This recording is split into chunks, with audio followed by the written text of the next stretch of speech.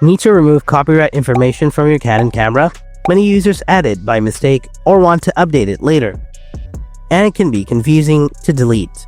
By watching this video, you can clear the name and copyright details from your photos in just a few steps.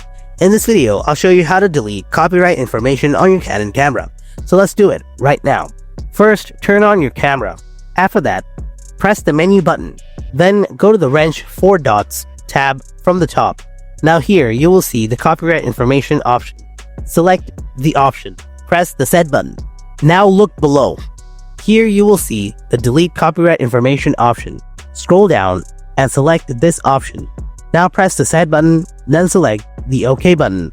Then press the set button again, and it's been deleted. To check this information, look at the top. Here you will see that the display copyright info option is grayed out.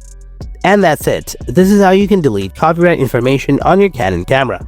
Hope you found this video helpful. Thanks for watching. I'll see you in the next video. Until then, stay tuned and take care.